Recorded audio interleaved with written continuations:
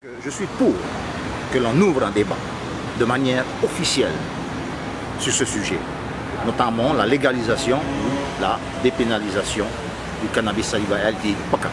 Je suis pour qu'il y ait donc un débat. De nombreux pays admettent l'usage du cannabis thérapeutique pour les propriétés suivantes.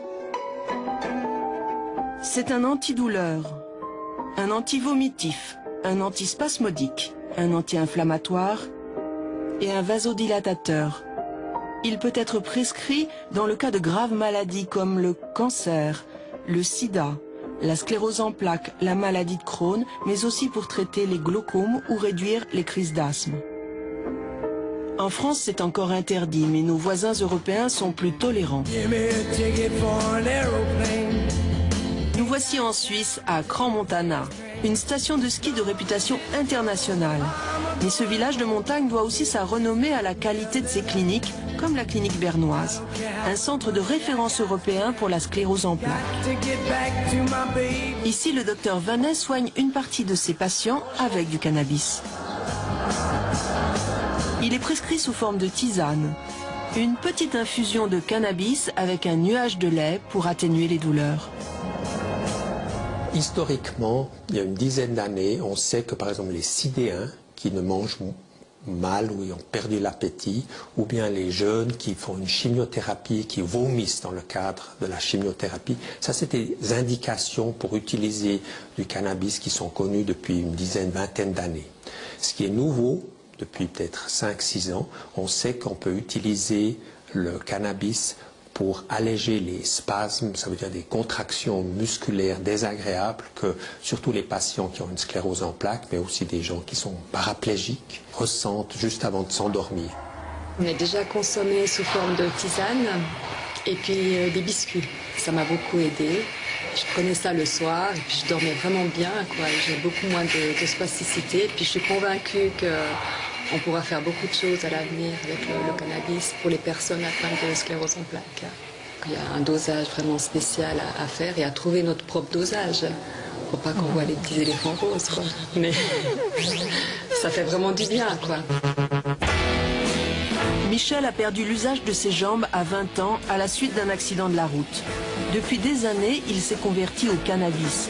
Le seul produit à même de soulager ses spasmes musculaires. Quand tu as ta douleur qui est permanente et que les médicaments n'ont pas les effets que tu attends, tu vas chercher autre chose. Et personnellement, j'ai une passion pour les médecines parallèles et tout ce qui est parapsychologie. Et j'ai vu qu'avec le cannabis, je pouvais aller rencontrer ma douleur et au lieu de la combattre, essayer de danser avec elle, de marcher avec elle, plutôt que d'aller contre la douleur.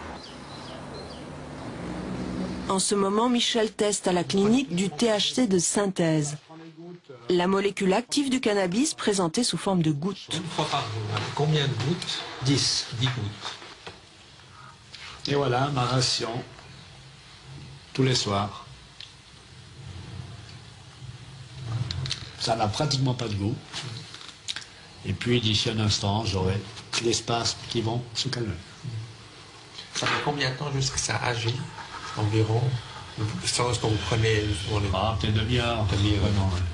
Est-ce que vous pouvez un peu dire, si vous prenez vos 10 gouttes ou fumez un joint, quelle est la différence que vous ressentez? Un joint, après 2 heures, 2 heures et demie, c'est fini. Tandis que les gouttes, apparemment, l'effet est plus long. Ça tient en théorie 6 heures, on dit. Ah, voilà. C'est pour ça, ça vous couvre un peu la nuit, c'est ça l'idée. Voilà. Le problème, c'est que les gouttes coûtent 10 fois plus cher que les joints de cannabis. Alors pour le docteur Vanet, il n'y a pas à hésiter. Je pense au porte-monnaie des gens et le plus simple, c'est de cultiver la plante et de donner des sachets de chanvre et les gens se font des biscuits ou des tisanes ou inhalent la substance dans leur dosage qu'ils trouveront eux-mêmes. Pour un usage médical. Il faudra faire la fin. Médicaments ou stupéfiants? Le cannabis est donc tout cela à la fois, un produit mi-ange, mi-démon. C'est en tout cas, selon les scientifiques, la moins dangereuse des drogues.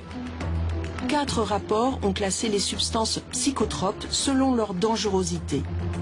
celui de l'Organisation mondiale pour la santé, l'OMS en 1971, le rapport Pelletier en 1978, le rapport Rock en 1998 et le rapport Note en 2010. Les experts ont comparé des drogues comme le cannabis, la cocaïne ou l'héroïne à des drogues licites comme l'alcool ou le tabac. 3 critères ont été retenus: la dépendance physique, la dépendance psychique et la dangerosité sociale. Les conclusions sont identiques. Le cannabis entraîne moins de dépendance et ses conséquences sociales sont moins dangereuses que celles de la cocaïne et de l'héroïne. Mais aussi, et c'est beaucoup moins connu, que celles de l'alcool et du tabac. Ce que moi je connais, c'était l'aspect thérapeutique du PACA. Par rapport aux médicaments, c'est que les médicaments, la plupart ont été faits chimiquement. C'est fait avec des produits chimiques. Tandis que le PACA, c'est un produit naturel. Bon, par rapport aussi aux médicaments que lui prend, le fiston, les médicaments ne font pas d'effet. Même la morphine, qui est quand même un médicament qui fait dormir, qui soulage les douleurs. Au moment où l'organisme s'habitue, et les filles, il y en a qui tandis que le PACA, c'est tout le temps. Autant de fois qu'il va en prendre, il aura un effet. La morphine, non, l'organisme s'habitue, et après, il augmente une dose, il finit par augmenter, et après à la fin, il devient toxico, comme on dit, ça devient toxique. Les médecins, ils ne veulent plus prescrire parce qu'ils ont peur d'aller plus loin, parce qu'il ne faut pas oublier que la morphine, c'est quand même, on utilise ça dans les grandes opérations. Tandis que le PACA, lui, ça détend les muscles, les nerfs, et ça détend tout ce qui est cellules du cerveau aussi, puisque le patient, en ayant une détente, donc s'il est détendu, il est mieux dans sa tête, et s'il est mieux, il a moins mal. Je ne dis pas que ça disparaît complètement la douleur, mais il a moins mal. Et au niveau de l'appétit, ça lui... L'appétit, oui. Il le mange bien. Et au niveau pour le sommeil aussi. Pour le sommeil. Et aussi pour son état général, on voit qu'il est, on peut dire entre parenthèses, il est plus vivant. Il se laisse parler, il participe à la vie de la maison.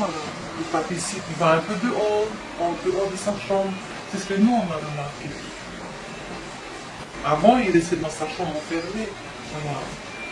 Il se porte de douleur sur son lit. Maintenant, depuis que je connais quelqu'un, un ami, qui est devenu l'ami de la famille, c'est complètement ces doses quotidiennes de compagnie. Je le trouve beaucoup plus positif aussi. Il n'y a plus cette façon de parler, ouais, moi je suis, il ne s'applique pas plus. Et il essaie de s'en sortir lui-même. Là, je peux lui laisser la parole. Il a lui-même ce qu'il en pense. C'est un peu comme le pièce de la fibre. Les spondyles, c'est la schiste, comme la tétane. Et on fixe, on suit tous les jours de 25 ou 40 jours.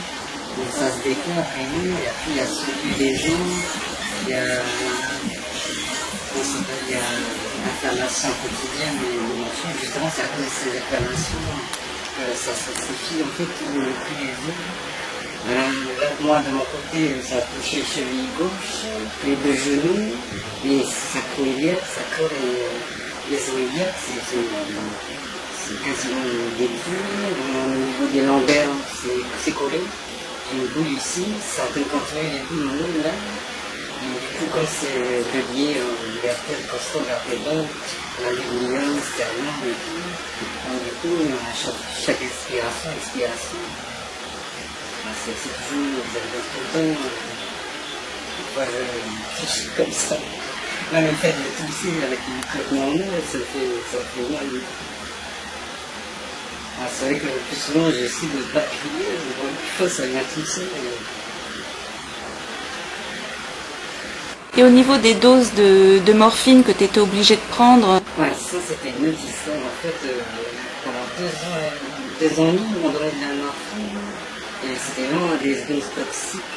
C'était Actiscanon, des sucettes post-opératoires. Moi, c'est vraiment que pour les opérations.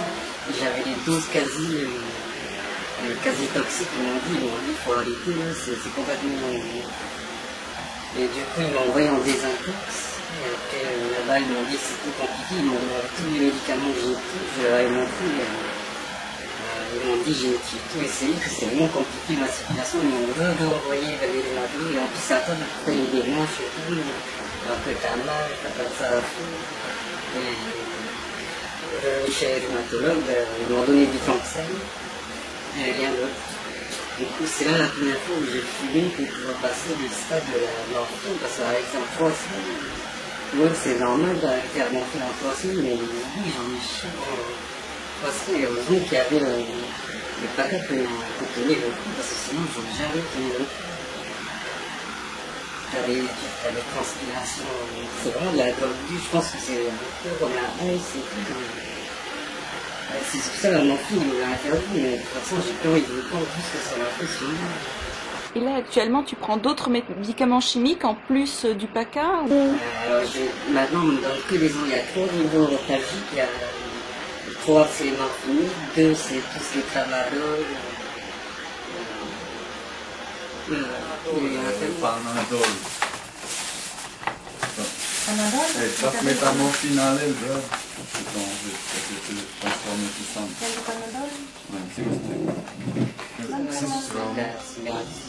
C'est bien pour 3 à 4 mois, mais pas la vie. Enfin, je ne vois pas vivre avec ça toute ma vie.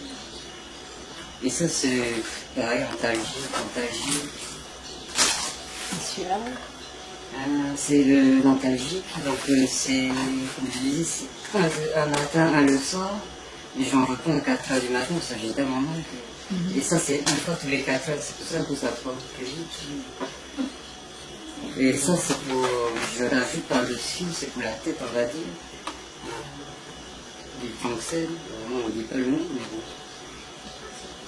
Et ça, c'est pour calmer un peu, j'ai plutôt l'impression que c'est pour me calmer, que j'ai vite aller gueuler là-bas, parce que... Non, en fait, c'est pour calmer un peu, pour se relaxer et tout. J'ai été en centre anti-douleur, j'ai été en rééducation fonctionnelle, ils m'ont expliqué tout ça, le fonctionnement de l'effort, de douleur, gérer tout ça. C'est facile un jour, 2 jours, mais quand c'est la vie, c'est un peu chaud, il y a les grosses poussées. Ouais. Et au niveau de la police, tu as déjà eu des problèmes pour... J'ai jamais été arrêté pour ça, j'ai jamais traîné dedans, on va dire. Tu veux quelque chose? Si, j'ai traîné dedans pour le calmer un peu, ça j'étais obligé. Évidemment, quand t'as des grosses crises, que le bateau te dit il peut bien faire et tout, il te donne exactement la même chose que la dernière fois. Et que tu sais que ce genre de truc, ça te calme ça et ça. Là, je suis obligé d'aller par petite dose, justement, parce que quand c'était un peu... C'est ça, non? Oui, c'est pas... Voilà, on est obligé d'aller tout doucement pour contrôler les effets. De la dose, hein. Si on légalisait, on aurait toujours la même dose. On saurait qu'est-ce qu'on prend, tout qu'on prend. C'est vrai, j'ai remarqué, selon les races, il y en a qui font dormir, il y en a qui font... J'arrive à retravailler. Avant, je faisais souvent des chantiers, des animations, jardin, je faisais souvent. Et porte électrique, muscu, qu'est-ce que je faisais à Milan, boxe-taille, boxe-taille, hydro, j'en ai fait. Et tout ça, bah, justement, j'ai pas retrouvé encore tout ça, mais j'arrive à presque quelque chose. C'est pas le grand miracle, mais bon, ça me permet un peu de trouver un peu des sensations d'avant. Je sais pas combien pour les autres ça fait des effets, mais moi, je sais que j'ai besoin de doses, je sais pas pourquoi. Par contre, justement, je peux même pas que j'ai fait cette vaccine. La dernière fois que j'ai posé la question, on m'a fait des crédits, ils m'ont filé de la morphine depuis 1 an. C'est un peu... J'ai failli envoyer ici, mais bon. Vu que je vais garder mes 100%, parce que sinon, ça va peut-être. Si tu fais pas ce qu'on te dit, en fait, voilà. Débrouillez-vous, il y a deux pays, et là, les soins, c'est pas gratuit. Et ça, justement, j'ai la possibilité en plus de. J'ai la possibilité en plus de faire moi-même et tout. Ouais, mais ça aurait été bien, par contre, si c'était bien contrôlé. Et qu'on était pas toujours sur nos gardes et tout, on a des boissons cachées.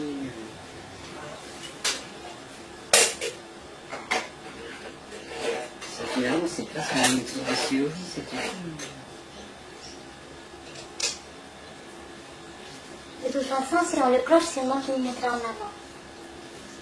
Oh. Je vais laisser Non, moi je trouve une responsabilité.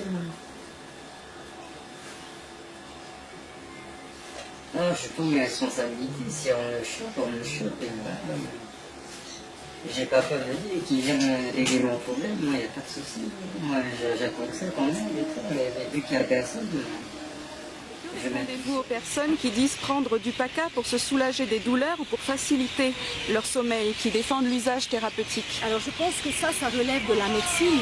Et la médecine, je pense, a son Bataclan de produits pour pouvoir atténuer les douleurs. Moi, je pense qu'on ne va pas rentrer par là. C'est un faux débat parce que si ces personnes revendiquent ça, c'est justement pour essayer de faire passer la loi de dépénalisation. Alors que si on regarde bien, ces jeunes-là ne sont pas malades. Donc s'ils se battent pour la dépénalisation, c'est bien parce qu'ils ont envie de continuer à consommer librement.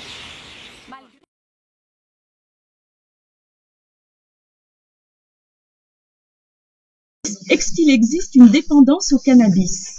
On a constaté que dans des populations de sujets utilisateurs du cannabis, il y avait une proportion qui était extrêmement variable d'une culture à l'autre, d'un âge à l'autre, mais qui en gros nous donne des chiffres qui se baladent entre 5 et 7% des utilisateurs qui en deviennent dépendants.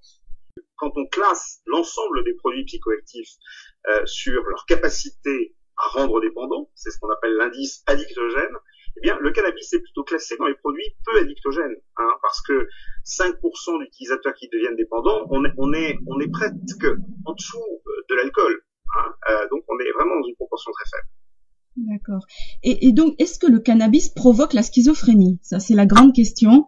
Ah oui, c'est une grande question, et c'est pas pour rien qu'elle est grande. Elle est grande parce qu'elle est éminemment complexe. Les scientifiques qui sont, à juste titre, inquiets des effets du cannabis, se servent de la schizophrénie d'une manière qui m'apparaît complètement abusive. Parce que quand on va vraiment interroger les chercheurs, moi je suis psychiatre, je m'intéresse à la schizophrénie depuis longtemps, et quand on va regarder là les chercheurs qui connaissent très très bien la maladie schizophrénique et j'allais dire ses facteurs de risque, ils vous disent tous qu'il n'y a pas de schizophrénie induite. Il n'y a pas de schizophrénie qui s'exprime sans qu'on ait aucun facteur de risque. D'accord. Donc on peut dire que la schizophrénie peut se révéler chez un utilisateur de cannabis, mais quand même qu'il doit être prédisposé à ça. Probablement. En tout cas, dans l'état des connaissances, c'est ce qu'on a. Je vais vous donner un exemple que je trouve quand même extrêmement probant, ou en tout cas qui pourrait appuyer ma réponse prudente. Dans un pays extrêmement important dans lequel il y a une consommation très élevée de cannabis et qui pose d'énormes soucis, qui est l'Australie, ils ont la chance d'avoir un héritage anglo-saxon qui font qu'ils ont une épidémiologie active absolument majeure. Et cette épidémiologie active fait que ils ont des données chaque année sur la quantité de cannabis qui a été consommée à peu près, et d'autre part, ils savent le nombre de cas de schizophrénie qui est arrivé chaque année. Et bien quand on compare depuis 60 ans les courbes, on se rend compte que la consommation de cannabis et le titrage en THC de cannabis a augmenté considérablement dans ce pays, considérablement. Elle a d'un facteur au moins 10, Et l'incidence de la schizophrénie n'a pas bougé, n'a pas augmenté. Donc, je pense globalement que si ce produit peut contribuer à révéler une schizophrénie chez un sujet, elle ne la crée pas ex nihilo, comportement psychotique, et qu'on a des grands fumeurs de cannabis qui vont avoir un repli sur eux, des troubles hallucinatoires, des éléments un peu paranoïdes, et qui vont rentrer dans le cadre d'une psychose induite par le cannabis, mais qui à l'arrêt du cannabis est en grande partie réversible. Agiter le spectre de la schizophrénie en disant attention, vous allez devenir schizophrène si vous fumez du cannabis, c'est stupide, c'est contre-productif et c'est probablement sur le plan scientifique faux. D'accord. J'ai lu des études un petit peu partout qui disent que le cannabis pourrait aider à traiter cette maladie au même titre que les neuroleptiques atypiques. Alors, vous voyez, ça aussi, du coup, vous voyez, avec ce produit, on n'est jamais dans la demi-mesure. Voilà, oui. D'un côté, ça la provoquerait, de l'autre côté, ça la soignerait. On n'y comprend plus rien. Bon. Alors, moi, j'ai lu cette étude et j'en ai lu d'autres. Et moi, j'ai particulièrement travaillé dans le cadre de mon DEA sur l'addiction des schizophrènes. Les schizophrènes sont très souvent addicts. Pourquoi? Parce qu'ils ont une maladie mentale compliquée qui vont les amener à perdre très souvent les émotions, la capacité de ressentir des émotions, de s'en souvenir. C'est une maladie très invalidante et d'une manière, j'allais dire naturelle, auto-intuitive, les schizophrènes vont explorer avec les produits justement des émotions, justement des choses qui peuvent revenir. Et que moi, j'ai beaucoup travaillé sur le schizophrène et l'alcool, le schizophrène et le cannabis, il y a une grande littérature, on vient d'en parler. Et dans ces études, on montre quoi? On montre que c'est un produit qui peut avoir des fonctions extrêmement apaisantes et qui peuvent, chez certains schizophrènes, redonner quelque chose qui est de l'ordre du plaisir et de la sensation. Et que, du coup, ils prennent moins de neuroleptiques. Alors, est-ce que c'est stable? Est-ce que c'est suffisant pour pouvoir être considéré comme un traitement? Je suis pas sûr. Mais, en revanche, vous voyez, il n'y a pas que des effets négatifs. C'est en gros ce que nous disent ces études. Il n'y a pas que des effets négatifs du cannabis chez les schizophrènes. Il peut y avoir, à un certain moment, des effets qui soient des effets positifs, entre guillemets, recherchés. Alors, on a aussi la fameuse théorie de l'escalade. On agite le spectre aux jeunes en leur disant, si vous commencez à fumer du cannabis, vous allez devoir prendre des substances plus fortes, de la ice, de la cocaïne. Alors, elle est véridique, cette théorie de l'escalade? Elle est vérifiable? Alors, c'est très intéressant parce que c'est la stupidité qui est la plus constante depuis des années. Alors que on a la démonstration qu'elle est fausse. Tous les fumeurs de cannabis ne vont pas devenir héroïnomanes, heureusement, grâce à Dieu, parce qu'il y en aurait beaucoup plus. Et on a aujourd'hui vraiment des preuves très claires que cette théorie est parfaitement. Qu'est-ce qui peut amener à être addict au cannabis? L'échec scolaire est la première cause des usagers de cannabis. Est-ce que le fait d'avoir des parents addicts à quoi que ce soit d'ailleurs et à l'alcool est un facteur de risque? La réponse est probablement oui. Est-ce que il y a des facteurs qui sont de l'ordre du côté de la dépression? Oui, de la prise d'autres produits également très précoces et qui sont des facteurs communs. Hein. Les adolescents qui fument du cannabis sont ceux qui boivent de l'alcool, qui prennent de la cocaïne, qui prennent d'autres produits. Donc il y a tous ces facteurs qui peuvent être prédéterminants et puis d'avoir comme ça des facteurs pré-psychotiques aussi qui sont déterminants à aller utiliser ce produit. En effet, il y a des facteurs de risque. Mais le mécanisme même de l'addiction, c'est-à-dire pourquoi il y a des sujets parmi les utilisateurs du cannabis, il faut se rappeler d'une courbe très simple. On a une consommation qui, alors ça dépend des endroits, mais en métropole ça se passe comme ça, une consommation qui commence à 15 ans, qui augmente de manière considérable jusqu'à 20-22 ans, qui commence à chuter après 22 ans et après 25 ans, elle s'effondre. Donc il y a une expérience comme ça entre 15 et 25 ans. Et une expérience qui n'est pas poursuivie. Pourquoi? Parce que c'est un produit qui n'est pas très compatible avec une vie sociale intéressante ou construire son existence. Donc à un moment ou à un autre, on l'arrête. Donc, vous voyez, il y a le facteur de risque d'utilisation, il est d'avoir entre 15 et 25 ans. Voilà, ça c'est un facteur de risque. Alors après, parmi ceux-là, quels sont ceux qui vont devenir dépendants? Ça, on travaille là-dessus. On a des pistes, elles sont, comme je viens de vous le dire, génétiques, d'autres facteurs de risque, mais on n'est pas très clair encore là-dessus sur le sujet. D'accord, ok. Et qu'est-ce que vous pensez personnellement de cette idée de dépénaliser l'usage du cannabis? Alors, c'est une question très complexe et moi j'ai pas changé d'avis. J'ai pas changé d'avis, mais je vais vous donner ma réponse. Je pense qu'on ne peut pas garder ce produit là où il est, c'est-à-dire dans une espèce de niche totalement hypocrite et totalement irréelle, que si on veut lutter, et je veux lutter contre le mésusage du cannabis, il faut sortir de la niche dans laquelle est ce produit d'une manière ou d'une autre. Alors la bonne manière, on l'a pas encore. On l'a pas encore. Et il faut la chercher, et il faut ouvrir un débat national sur le sujet, et j'espère que ce gouvernement le fera. Il a été très timide sur le sujet, parce que la population n'est pas prête. Mais quand on regarde les expériences, ce sont les expériences néerlandaises, les expériences portugaises et celles de la Californie, je crois vraiment qu'on ne peut plus dire la dépénalisation, c'est la multiplication par 10 de la consommation, une banalisation du produit, c'est entièrement faux. Et les anti-dépénalisants ont toujours cet argument dans la bouche, et c'est un argument qui est faux. Voilà. Alors, je crois qu'en revanche, il faut être très prudent. Je pense que donner accès légal à ce produit, ça ne peut se faire, ça ne pourrait se faire que si on fait avec un travail de prévention extrêmement important. Et de votre expérience en tant qu'addictologue, quelle est la substance consommée qui provoque le plus d'addiction et qui est susceptible de causer le plus de dommages dans la société? Le produit qui a été considéré comme le plus dangereux, c'est l'alcool. Mon travail, c'est davantage au cœur des familles, d'accompagner les pères, les mères de famille, les jeunes, et surtout, beaucoup moins guérir. Mon travail, c'est plutôt prévenir. Mais il est évident aussi qu'il y a des personnes que je rencontre qui ont été touchées par le PACA. Ils font ça, ils essaient d'oublier la souffrance en allant là-dedans, comme l'alcool.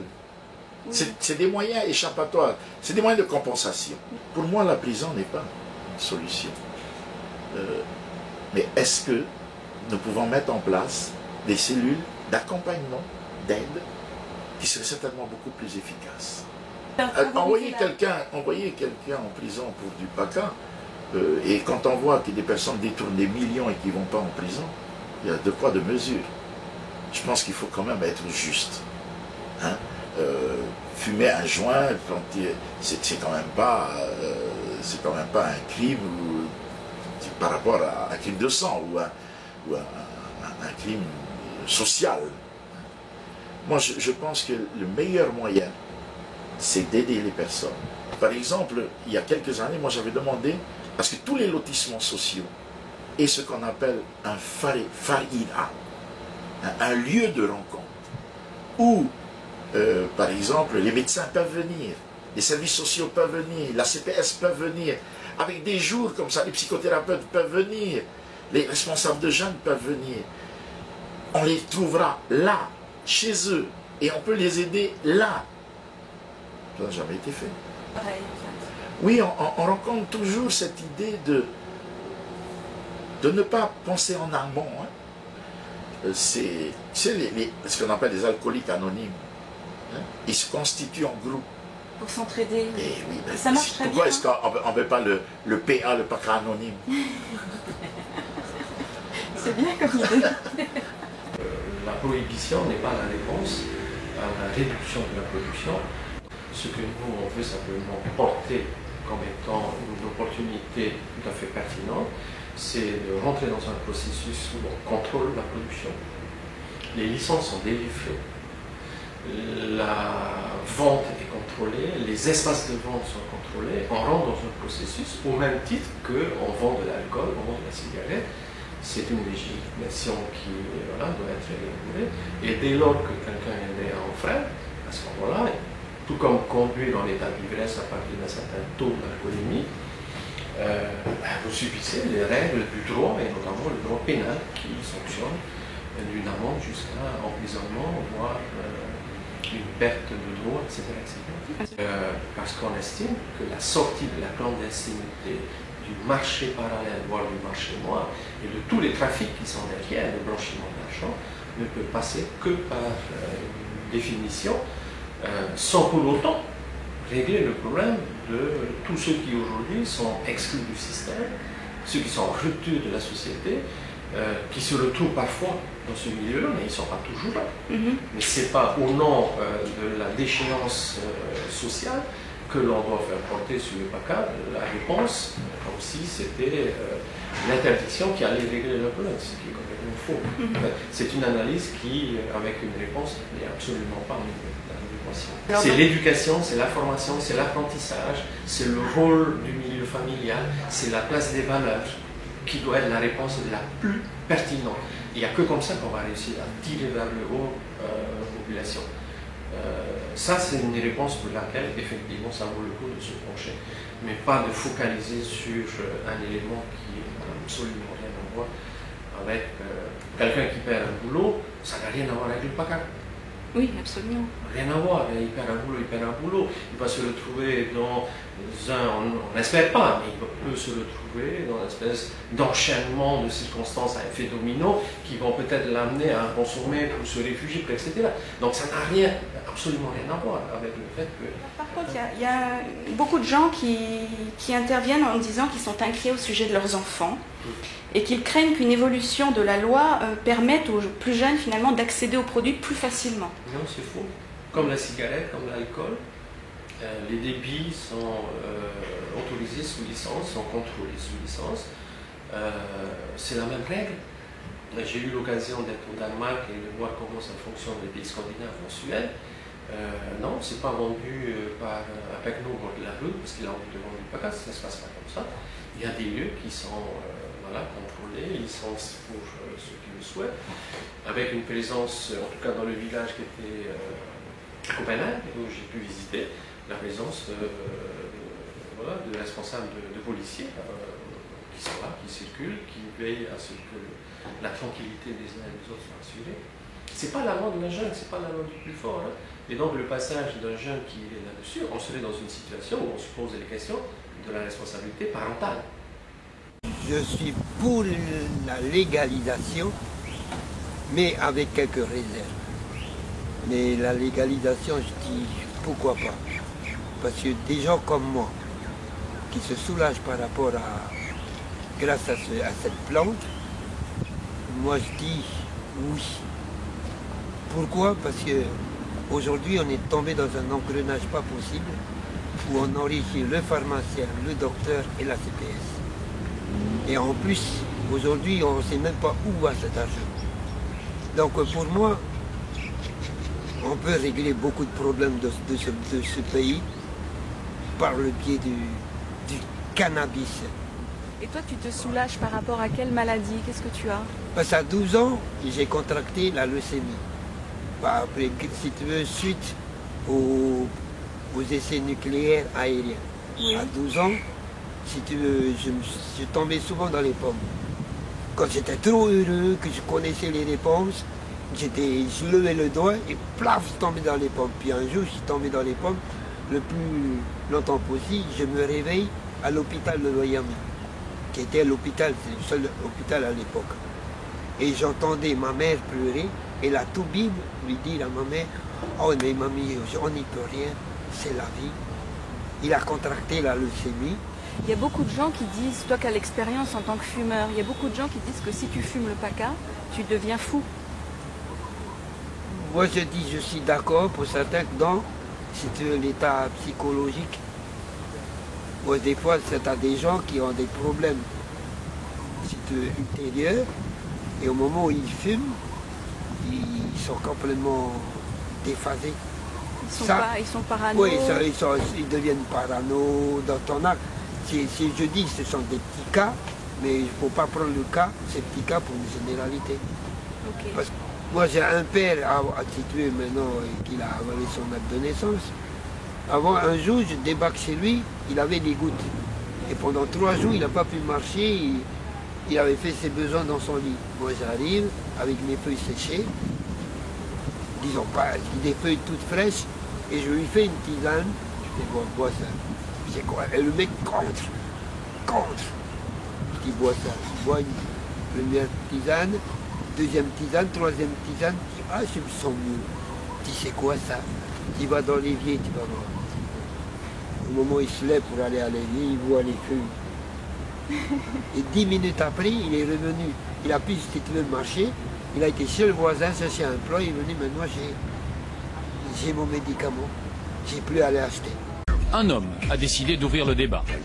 C'est un ancien ministre de l'Intérieur, le socialiste Daniel Vaillant. Il souhaite une légalisation contrôlée du cannabis. Pourquoi? Tout simplement pour sortir du statu quo, la loi de 70, la prohibition. Parce que la prohibition, elle n'empêche ni le trafic, ni la production, ni la consommation. En fait, vous avez mis les pieds dans le plat pour dire qu'il faut... Je les ai un peu remués et avec il faut en parler. Un peu. Pour dire il faut en parler. Il faut en parler. Je pense que les parents, notamment, sont directement concernés. Et moi, j'ai discuté avec des parents qui disent, vous savez, on se demande s'il ne vaudrait mieux pas que nos jeunes aillent dans un bureau de tabac ou dans une pharmacie dédiée, contrôlée, pour acquérir, s'ils en ont vraiment le besoin, et éviter l'addiction, qui est un vrai sujet, un vrai problème, à un prix modique, parce que le cannabis ne coûte pas cher s'il n'était pas l'objet de spéculation de trafiquants, plutôt que d'aller dans la rue, traîner, pour acquérir, dans des conditions plus ou moins troubles, le produit plus ou moins dangereux, en fonction de sa provenance, et pour alimenter des réseaux criminogènes, de criminalité organisée, quand ça n'est pas du terrorisme, hein, parce que ça alimente des filières, eh bien, beaucoup de parents disent finalement on préférerait, majeurs bien sûr, qu'ils se rendent dans une pharmacie qui vendrait, sous certaines modalités de contrôle, etc., à moindre prix, et peut-être serait-ce une manière de faire baisser la consommation, parce que l'interdit est aussi un attrait. Donc dans votre proposition, vous autorisez la vente d'une certaine quantité de cannabis à chaque individu, c'est ça? On installe des D'abord, ça concerne les majeurs, bien sûr.